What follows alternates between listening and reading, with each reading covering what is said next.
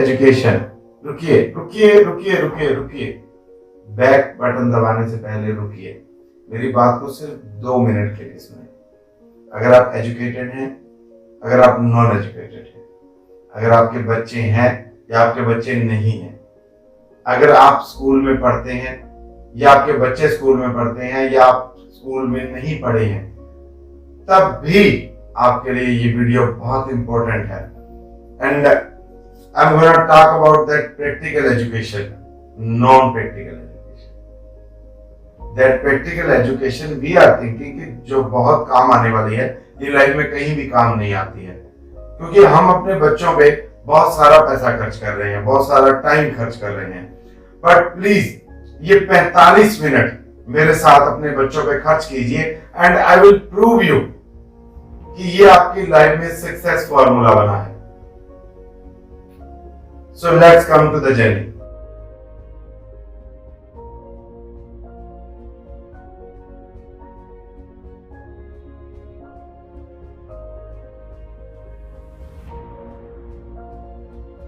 Really practical aspect about the education is that today's education is not practical. I'll prove till the end of the video, confirm. And education is a failed formula. But I will not tell the problems only. I will tell you about the solutions. We will discuss about the solutions also. So let's come with me. Because today's education is very obsolete and not practical. I'll tell you how कि हमारे बच्चों को, आपको और हम सब लोगों को एक एप्लीकेशन करवाई जाती है या करवाई जाती थी। रादर 2 एप्लीकेशन हमें करवाई जाती थी, सिक और अर्जेंट फीस ऑफर। किस लिए, किस कारण से थी ये कि अगर बच्चे को स्कूल नहीं जाना है तो उसको एक एप्लीकेशन लिखनी है कि मुझे बुखार हो गया है या मुझे ये प्रॉब्लम है तो मैं स्कूल में नहीं आ सकता या आ सकती हूँ, या अगर मुझे कोई जरूरी काम हो गया है तो इस कारण से मैं स्कूल नहीं आ सकता हूँ या नहीं आ सकती हूँ। बट आज की डेट में अगर ये एप्लीकेशन एक क्लास में 2 एप्लीकेशन करवाई जाती है और मान के चलिए कि 3 लैंग्वेजेस में, मतलब एक क्लास में ये एप्लीकेशन 6 बार करवाई गई, सिर्फ इसी कारण से कि उसे स्कूल नहीं आना है तो उसे लिखकर भेजना है। एक क्लास में 6 बार और 5 साल इसको करवाया जाता है, माने 30 बार ये एप्लीकेशन आपको करवाई गई, मुझे करवाई गई, आपके बच्चों को करवाई जा रही है, मेरे बच्चों को करवाई जा रही है। बट ये प्रैक्टिकल काम कहाँ आती है? ये एक स्लिप है, बहुत सारे स्कूल्स ने एक बना रखी है, प्रिंटेड स्लिप है, and I am really thankful to the principal for this slip. Practical चीज ये है हमारी लाइफ में, इसमें हम एक रीजन भरते हैं, नीचे पेरेंट्स के साइन करते हैं और स्कूल में भेज देते हैं। ये तो ठीक है, दिस इज प्रैक्टिकल। बट वो एप्लीकेशन जो 30 बार करवाई गई वो लाइफ में कहां पे काम आई? कहीं पे भी नहीं।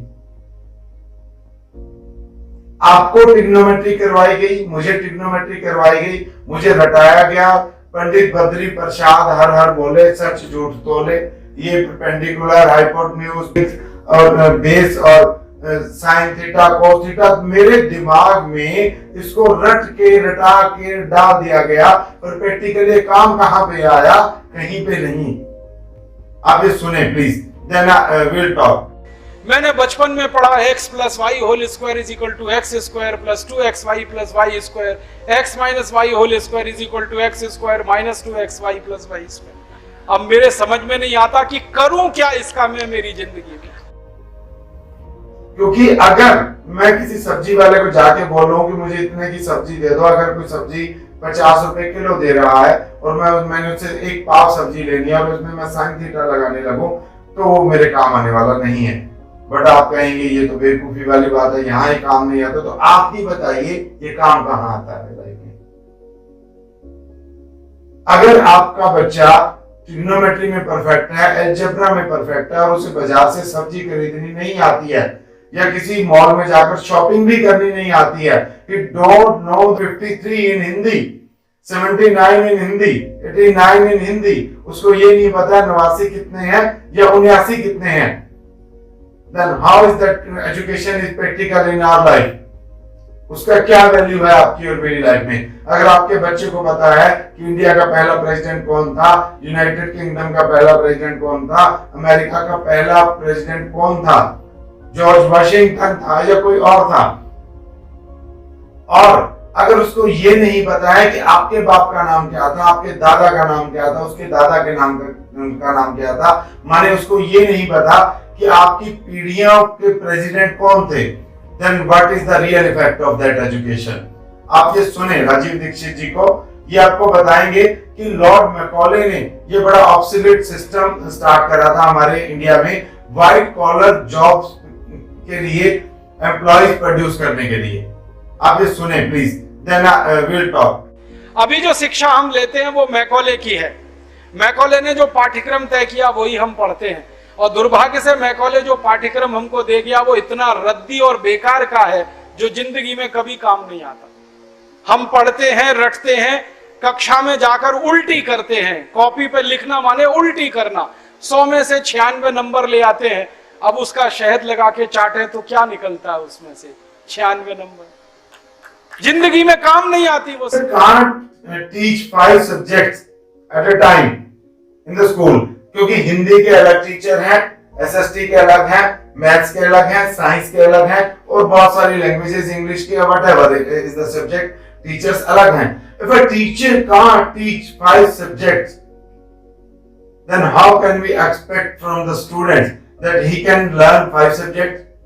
अगर आप ये कहते हैं कि बच्चों के लिए एजुकेशन में बेसिक्स जरूरी हैं, तो हम एक बच्चे को क्या 12 साल तक उस किसी भी एक सब्जेक्ट की बेसिक्स देंगे? बेसिक्स देने के लिए 2, 4, 5 साल बहुत ज्यादा है मेरे हिसाब से। बट वो बच्चा बेसिक्स करने के बाद मास्टरी कब स्टार्ट करता है? 18 साल की एज में, 20 साल की एज में, जब वो एम से होने वाली डिग्री स्टार्ट करता है। Then how can we expect the mastery of that subject? 5 साल बहुत है, मैथ करवाने हैं, उसको प्लस माइनस करना आना चाहिए, उसको नोट गिनने आ गए, उसको अपना फिनांस का सिस्टम के बारे में कुछ पता चल गया। अगर वो हिंदी लिटरेचर करना चाहता है, then leave the maths from his life. Then what is the benefit of maths in his life? 10 साल तक एक लिटरेचर के इंटरेस्ट रखने वाला बंदा मैथ्स का बेसिक क्यों पढ़ रहा है? साइंस के एक्सपेरिमेंट्स करने वाला एक बच्चा जिसको साइंस में बहुत इंटरेस्ट है, वो हिंदी का लिटरेचर किस लिए रट रहा है? एक बच्चा जिसने प्रोग्रामिंग में बहुत इंटरेस्ट दिखाया, वो एसएसटी के रट्टे क्यों लगा रहा है?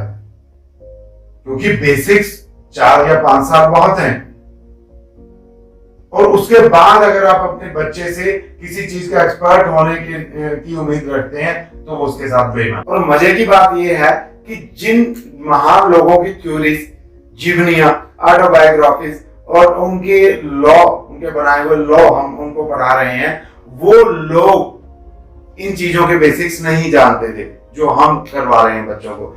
आइंस्टाइन अपनी क्लास में फेल होते रहे, वो 3री क्लास में फेल हुए, 5वीं में हुए, 6वीं में हुए, और 9वीं क्लास तक उन्होंने स्कूल छोड़ दिया। एडिसन सिर्फ 2 साल स्कूल गए, उन्होंने स्कूल छोड़ दिया।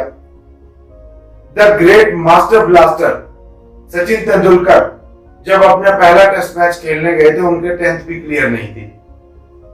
स्टीव जॉब्स ग्रेजुएट नहीं थे, बिल गेट्स ग्रेजुएट नहीं थे।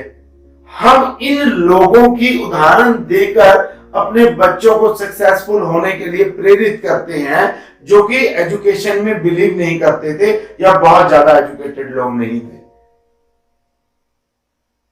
Isn't it really non-practical?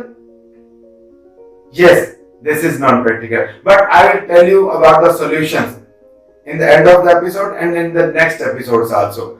So another thing about the education is that how can we regret कि हमें ओलंपिक में गोल्ड मेडल नहीं आए हैं?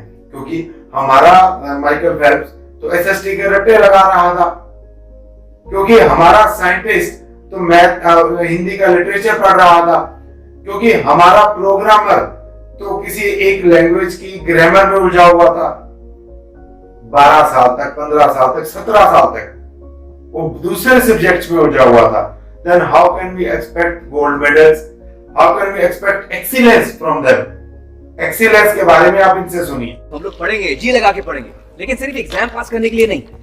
किसी महापुरुष ने कहा है कि कामयाब होने के लिए नहीं, काबिल होने के लिए पढ़ो। सक्सेस के पीछे मत भागो, एक्सेलेंस का पीछा करो। सक्सेस झक मार के तुम्हारे पीछे आएगी। इंडियन एजुकेशन में मास्टरी करने के लिए बच्चे को कम से कम 18 साल कुछ सब्जेक्ट्स के बेसिक्स पढ़ने पड़ते हैं, और सभी सब्जेक्ट्स के ऑलमोस्ट आप मान के चलिए। 12th में एक बच्चे के पास 5 सब्जेक्ट्स हैं, ग्रेजुएशन में उसके पास 5 सब्जेक्ट्स हैं, 10th से पहले उसके पास 5, 6 या 7 सब्जेक्ट्स हैं, not only the one subject. And we are expecting the excellence of the education, excellence of the subjects from him. How can we expect that? अगर लता मंगेशकर, अगर सचिन तेंदुलकर, अगर स्टीव जॉब्स, अगर बिल गेट्स, इनके पेरेंट्स ने भी इनसे यही एक्सीलेंस की उम्मीद करी होती और ये बहुत सारे सब्जेक्ट पढ़ाए होते, तो शायद इस मुकाम पर नहीं होते। Interesting fact about the education is, एक यूनिवर्सिटी, एक बोर्ड दूसरी बोर्ड या यूनिवर्सिटी के एग्जाम्स के रिजल्ट्स को रिकॉग्नाइज नहीं करता है प्रैक्टिकली। यस, मैं आपको बताता हूं, and you know also very well कि अगर आपके बच्चे ने 10th क्लियर की है अच्छे मार्क्स के साथ 90%, 95%, 99%, 100%, +2 क्लियर करी है अबव द 90%, अगर अब उसने मेडिकल प्रोफेशन चूज करना है, what you have to do? What he has to do, उसे एक एंट्रेंस टेस्ट क्लियर करना पड़ेगा, क्योंकि अब वो IIT, वो शिक्षण संस्थान आपकी उस परसेंटेज को, उस मार्क्स को रिकॉग्नाइज नहीं करेंगे। You need another certificate of entrance exam, and just like this, इसी तरह से अगर किसी ने B.Ed की है, अगर टीचर बनने के लिए किसी ने B.Ed की है, और B.Ed का एग्जाम किसने दिया? गवर्नमेंट के अथॉरिटीज ने। उसके मार्किंग किसने की? गवर्नमेंट द्वारा अथॉराइज कुछ अथॉरिटीज ने। अब ये सब कुछ होने के बाद वो ये कहते हैं कि आप पहले जाइए और CTET क्लियर करके आइए, आप HTET क्लियर करके आइए, आप PTET क्लियर करके, उसके बहुत सारे टेट्स हैं, वो क्लियर कीजिए, क्योंकि वो उस B.Ed में मिले हुए मार्क्स की परसेंटेज को रिकॉग्नाइज नहीं करते हैं, and we are forcing them to get that percentage. इसके बारे में आप इनसे सुनिए, दिलीप मोदी जी। आप देखिए, जो ये एग्जाम्स हमारे बोर्ड की हम देते हैं 12th क्लास की, उस 12th क्लास के एग्जाम में हमारे बच्चे को 99% हमने दिला दिया। बहुत अच्छा है, ब्रिलियंट स्टूडेंट है, हमने मेहनत की, हमारे टीचर्स बहुत एबल है, हमने उसको 99% दिला दिया। What is the use of that 99%? Well, that student has to again appear into some entrance examination conducted by somebody else. और उस एग्जाम का सिलेबस इस सिलेबस से डिफरेंट, डिफिकल्टी लेवल डिफरेंट, उसके अंदर जो कंटेंट है उसकी डेप्थ डिफरेंट है, उसकी पेडागॉजी डिफरेंट है, एग्जामिनेशन पैटर्न डिफरेंट है। उस एग्जाम के बेस पर ही बच्चे का मेडिकल, इंजीनियरिंग, टेक्निकल कोर्सेज में सिलेक्शन होता है based on that entrance examination, and the board examination marks has got no weightage. कोई वेटेज नहीं है, कोई उसका इंपॉर्टेंस नहीं है, और हम सिर्फ उसी परसेंटेज के लिए उनके दिमाग पे प्रेशर बढ़ा रहे हैं। परसेंटेज बढ़ रहा है, साथ में प्रेशर बढ़ रहा है, तो उस परसेंटेज का हमें क्या फायदा है जिसे आगे रिकॉग्नाइज ही नहीं किया जा रहा है? Then what is the solution? I tell you the solution. Now come to the point कि solution क्या है? उसका solution ये है कि continue with that study. उसी स्टडी के साथ कंटिन्यू करिए। अगर आपको अपने बच्चे को व्हाइट कॉलर जॉब, क्लर्क या किसी छोटी मोटी पोस्ट पे लगाना है, then this education is perfect for your children. But अगर आप उसको दुनिया के टॉप पर लेकर जाना चाहते हैं, then we have to find the talent of that children. कैसे? मैं आपको प्रैक्टिकल एग्जांपल बताता हूं। सचिन तेंदुलकर ने एक ही टैलेंट पकड़ा, एक ही पैशन पकड़ा, स्टीव जॉब ने एक ही पैशन पकड़ा, बिल गेट्स ने एक ही पैशन को पकड़ा। इसी तरह से दुनिया के महान 100 आदमियों की लिस्ट बनाइए, एडिसन की बात करिए, आप हेनरी फोर्ड की बात करिए, इन सभी ने एक ही पैशन पकड़ा और उसी पे ही काम किया और उसी पे ही इन्होंने मास्टरी करके दुनिया में ये लोग छा गए। So continue with that certification. Send them for the only certification. Don't expect any excellence from them in the school. Excellence पे आप ये सुने, आपको आमिर खान बताएंगे। हमारी तरह, आपकी तरह और हमारी तरह हर बच्चे में कुछ ना कुछ काबिलियत होती है, कुछ ना कुछ कमजोरी होती है। मुझ में भी कमजोरी है, काबिलियत है, आप में भी कुछ ना कुछ काबिलियत और कमजोरी है, और हर बच्चे में कुछ ना कुछ कमजोरी और काबिलियत होती है। और हमें as parents, as elders, as education system, हमें हर बच्चे की खासियत को पहचानना है, उसे मदद करनी है, उसकी क्या खासियत है, उसका क्या दिल चाहता है, उसे किस चीज में खुशी मिलती है। Don't expect excellence from them in the school. Just expect the certification. उसके टैलेंट को रिकॉग्नाइज करें, उसके पैशन को रिकॉग्नाइज करें। I call it distinct forte. जब भी इंसान दुनिया में पैदा होता है तो उसमें भगवान एक अद्भुत कला का संचार करता है, and this is really practical. और ये अद्भुत कला, ये डिस्टिंक्ट फोर्टे मंद बुद्धि लोगों में भी है, बल्कि मंद बुद्धि लोगों में ये अद्भुत कला उससे ज्यादा होती है।